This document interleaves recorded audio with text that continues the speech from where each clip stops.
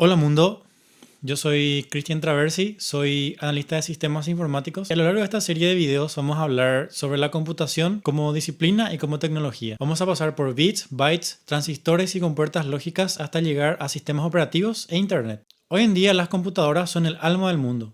Si repentinamente apareciera un mago malvado y de un día para otro desapareciera todas las computadoras, ¿qué creen que pasaría? Probablemente la red eléctrica se apagaría, nos quedaríamos sin suministro de agua, los coches chocarían, los aviones se caerían, los mercados financieros se congelarían y nos quedaríamos sin suministros de alimentos ya que los camiones transportadores se perderían, a los empleados no se les pagaría y muchas otras cosas. Incluso objetos que no parecen computarizados o tecnológicos como esta fabulosa remera de Tony Stark o la silla donde estoy sentado o muchos otros objetos, dependen de fábricas que son dirigidas por computadoras. Y no es la primera vez que ocurre este tipo de cambio en la civilización. Ocurrió en la revolución industrial, en donde la mecanización trajo mejores cultivos, bienes producidos en masa y muchos otros beneficios que mejoraron la calidad de vida de las personas. Y la tecnología de la computación está haciendo exactamente lo mismo en ramas muy diversas, como por ejemplo la comunicación, la educación, la producción de alimentos, la industria, el comercio, la medicina. Estamos viviendo en una era que probablemente será recordada como la era electrónica. Dentro de un solo celular caben millones y millones de transistores. A causa de esto podría parecer que las computadoras son máquinas esotéricas ultra complejas traídas por los aliens. Pero realmente son máquinas sencillas que realizan tareas complejas a través de muchas capas de abstracción. Pero antes de entrar en toda la parte técnica necesitamos contextualizar mejor y para eso tenemos que conocer la historia.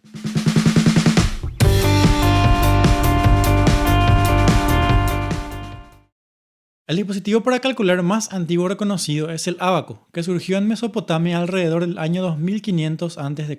El ábaco fue creado porque la escala de la civilización había crecido a un número que una sola persona no la podía manejar. Podía haber miles de personas en un solo pueblo y decenas de miles de cabezas de ganado.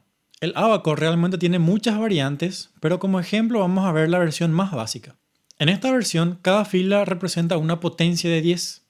En la primera fila tenemos las unidades, en la segunda fila tenemos las decenas, en la tercera las centenas y así sucesivamente. Como ejemplo vamos a realizar una suma de dos dígitos. Por decir 38 más 17. Lo primero que debemos hacer es representar el número 38 en el ábaco. Para eso desplazamos las cuentas de las decenas, luego desplazamos las 8 unidades. El siguiente paso para sumar el número es desplazar la cuenta de la decena del número 17 y a continuación sumar las unidades. Cuando llegamos a las 10 unidades, esto corresponde a una decena. Desplazamos una decena y luego seguimos la cuenta en donde nos quedamos, siendo entonces 3, 4, 5, 6 y 7, teniendo como resultado 55.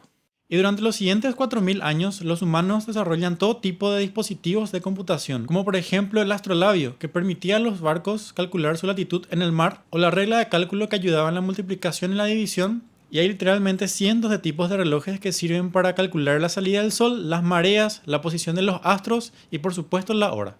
Así como dijo uno de los pioneros de la computación, Charles Babbage, en cada aumento del conocimiento, así como en la invención de cada nueva herramienta, el trabajo humano se ve reducido.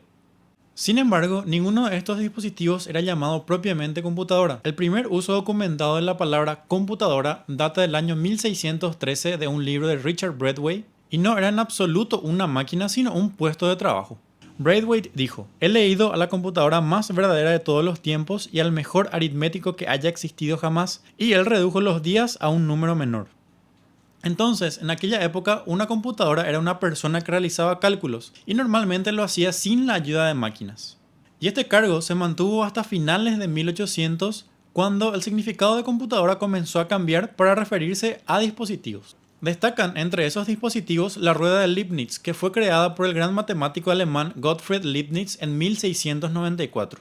Leibniz dijo: "Está por debajo de la dignidad de los hombres excelentes perder su tiempo en cálculos cuando cualquier campesino puede hacer el trabajo con la misma precisión con la ayuda de una máquina". Eso es discriminación. Funcionaba más o menos como el odómetro de los autos, que no es más que una máquina que suma la cantidad de kilómetros que el coche recorrió. El dispositivo tenía una serie de engranajes que giraban. Cada engranaje tenía 10 dientes para representar los dígitos del 0 al 9. Siempre que un engranaje pasaba el 9 volvía de vuelta a 0 y movía el engranaje adyacente una posición. Y este dispositivo funcionaba también a la inversa para realizar restas. Aplicándole algunos trucos mecánicos inteligentes, el dispositivo era capaz de multiplicar y dividir, ya que las multiplicaciones y divisiones no son más que sumas y restas sucesivas. Este diseño fue tan exitoso que se usó para diseñar calculadoras durante 3 siglos. Desafortunadamente, para resolver la mayoría de los problemas de la vida real, se requieren que se realicen una serie de pasos antes de obtener un resultado. Sumado a todo eso, esas máquinas hechas a mano eran caras y no eran accesibles a la mayoría. Así que antes del siglo XX, la mayoría de la población experimentaba la computación a través de las tablas precalculadas, que fueron hechas por los humanos computadoras de los que hablamos antes. Entonces, si querías realizar una operación matemática compleja como calcular una raíz cuadrada de un número grande, por ejemplo 8.265.703, en lugar de estar dándole vueltas todo el día a la rueda de Leibniz, podrías buscar el resultado en un libro, lo cual no te llevaría más de un minuto. Uno de los ámbitos en donde la velocidad y la precisión son muy importantes es el campo de batalla. Por tanto, los militares fueron de los primeros en utilizar la computación. Y un problema particularmente difícil es disparar proyectiles de artillería con precisión. Y ya en la década de 1800, estos proyectiles podrían viajar más de 1 kilómetro. Agregando las condiciones variables del viento, la temperatura y la presión atmosférica, incluso acertar un objetivo tan grande como un barco resultaba difícil. Para subsanar este problema fueron creadas las tablas de rango. En ellas, los artilleros podían buscar las condiciones ambientales y la distancia de disparo y así obtener el ángulo al que debían fijar el cañón. Estas tablas de rango funcionaban tan bien que llegaron a ser utilizadas incluso en la Segunda Guerra Mundial. El problema era que si cambiabas el diseño del cañón, toda la tabla debía ser calculada desde cero, lo cual consumía muchísimo tiempo e inevitablemente era susceptible a errores. Charles Babbage reconoció este problema en un documento a la Sociedad Real de Astronomía titulado Nota sobre la aplicación de maquinaria para el cálculo de tablas astronómicas y matemáticas. Charles Babbage propuso un nuevo dispositivo llamado máquina diferencial, una máquina mucho más compleja que tenía la capacidad de aproximar polinomios. Los polinomios describen la relación entre distintas variables, como por ejemplo la presión del aire y la distancia, como el caso de las tablas de disparo. Los polinomios también se usan para aproximar funciones logarítmicas y trigonométricas, las cuales son todo un tedio calcular a mano.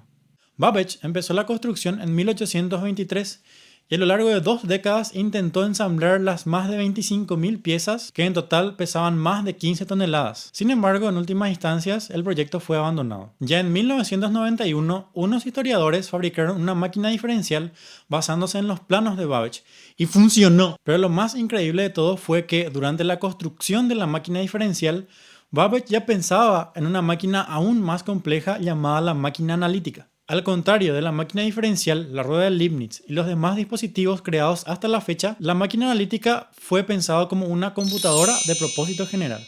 Al igual que la máquina diferencial, la máquina analítica estaba adelantada a su tiempo y nunca fue construida.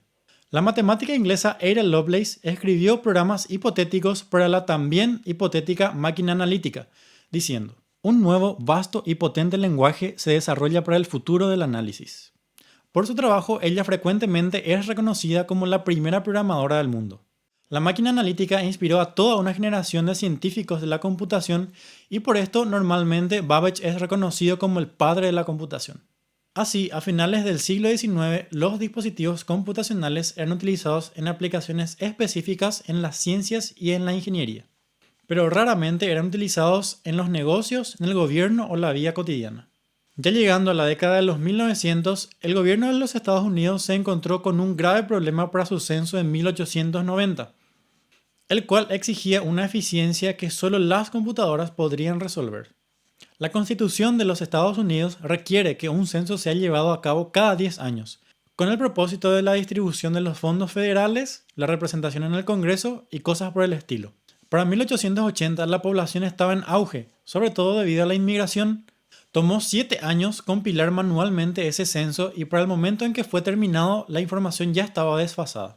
Y se predijo que el censo de 1890 llevaría 13 años. La oficina del censo consultó a Hermann Hollerith, que había construido una máquina de tabulación. Su máquina era electromecánica. Utilizaba sistemas mecánicos tradicionales para llevar las cuentas, como la rueda de Leibniz, pero lo unió a componentes eléctricos. La máquina de Hollerith funcionaba con tarjetas perforadas, que eran unas tarjetas de papel que tenían una cuadrícula que se podían perforar para representar los datos.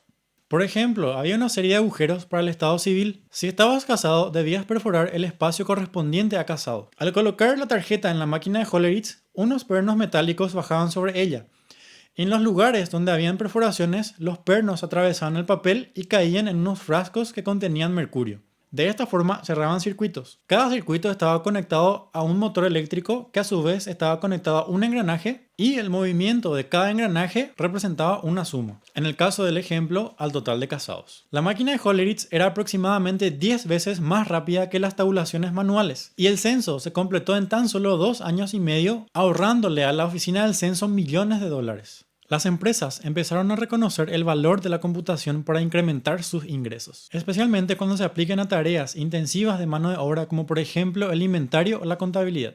Para satisfacer la creciente demanda, Hollerith fundó la Compañía de Máquinas de Tabulación, que posteriormente en 1924 se fusionó con otras compañías para formar la Corporación de Máquinas Comerciales o IBM. Estas máquinas comerciales electromecánicas fueron un gran éxito y transformaron el gobierno y el comercio. Para mediados de la década de 1900, la explosión de la población mundial y el aumento en el comercio globalizado exigieron máquinas aún más rápidas y flexibles para el procesamiento de datos, hecho que preparó el escenario para la aparición de las computadoras digitales, de las cuales hablaremos en el siguiente video.